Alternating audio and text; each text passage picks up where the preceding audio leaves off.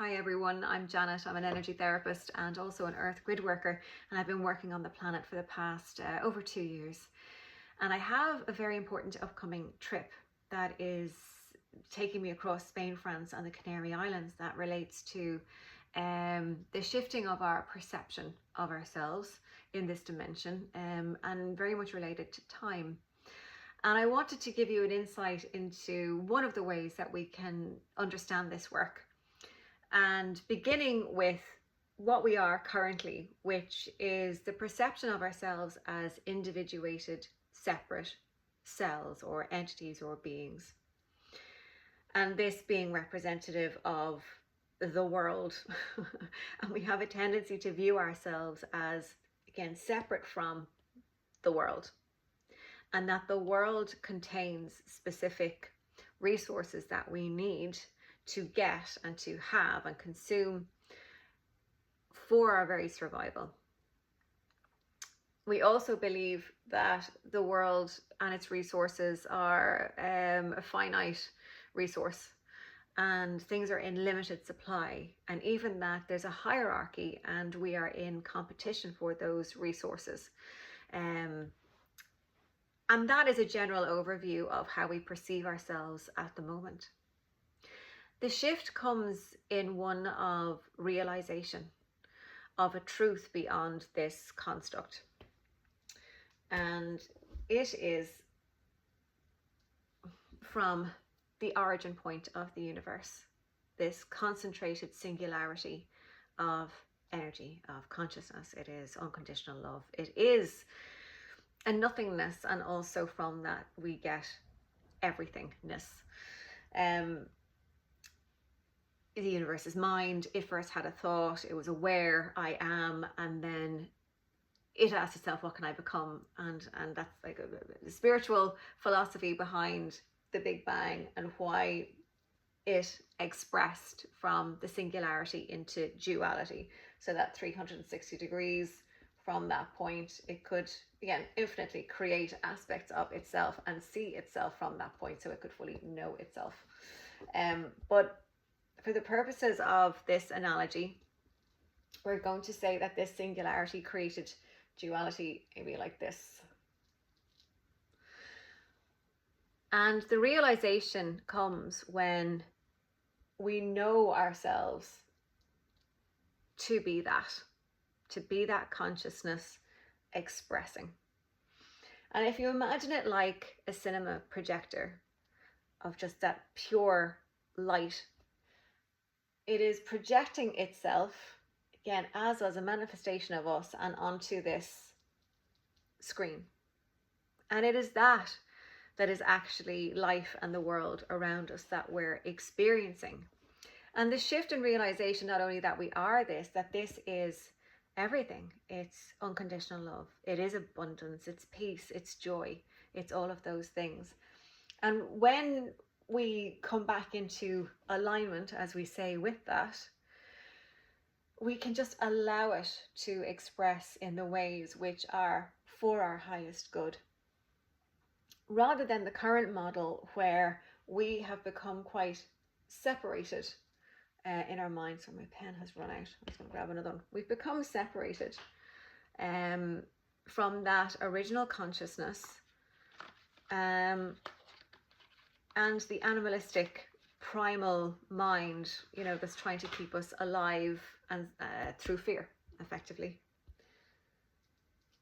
The ego.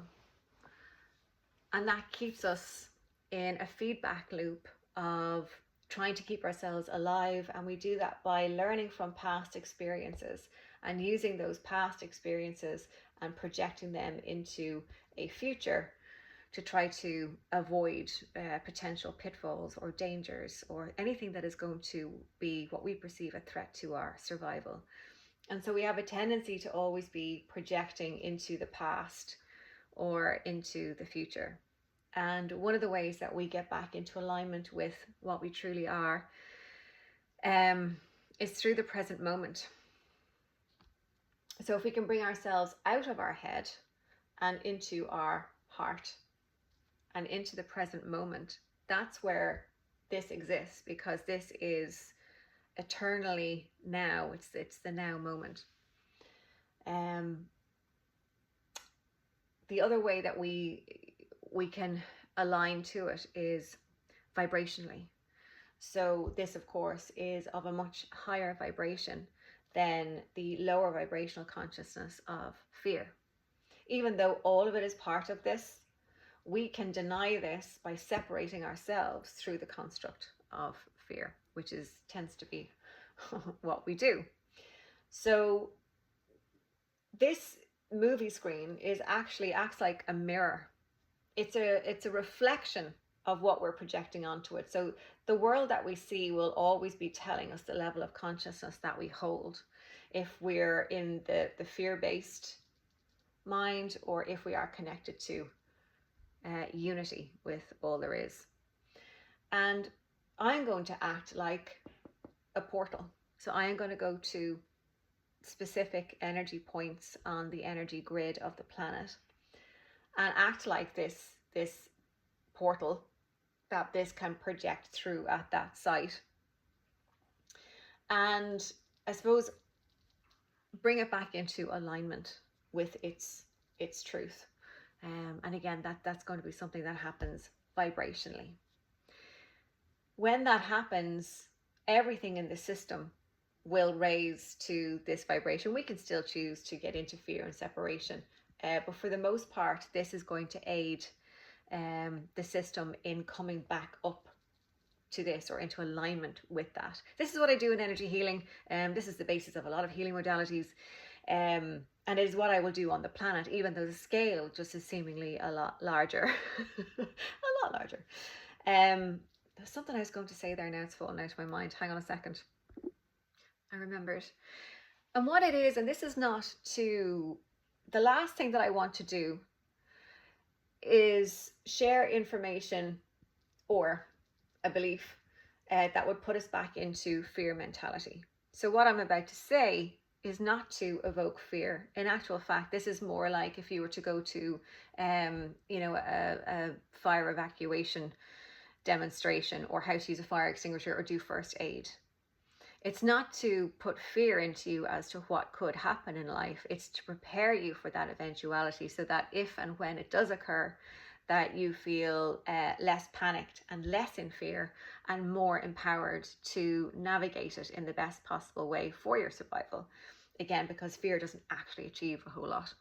And that is that when this, which is always everything anyway, projects through us at a higher vibration and reclaims itself, the world that we have built in this mentality, which is fear-based and lack-based, the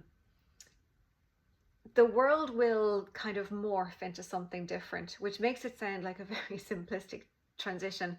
But I think the reality is that we're going to have to kind of, break a few eggs, or we're going to have to go through a transition of part of the creation process, which is destruction.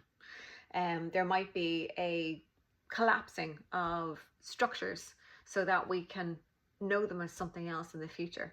And that process, that part of the process, is not the thing to fixate on. That part of the process is not to be feared.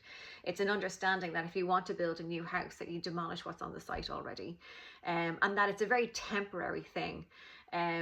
Just like the other analogy that I often use is the birthing process. And at the moment we're in labor pains, we can see that happening around the world, whether it's in the man-made structure of politics, for instance, or if it's the actual natural structures of volcanoes or tectonic plates. So on every level, things are going to begin to shift and move, and we will see that happen. And it's not to fear it, it's to understand that it is this reclaiming itself through us as a higher and better form. So I hope that gives you some insight. There's a lot that I could say about, which I might in a future video, about why this particular level of consciousness in the ego mind developed, and why it's part of our evolution. And it helps you understand your whole human life, regardless of who you are. So I might do a video on that in the future. In the meantime, if you have any questions or comments, they're always welcome. And thank you.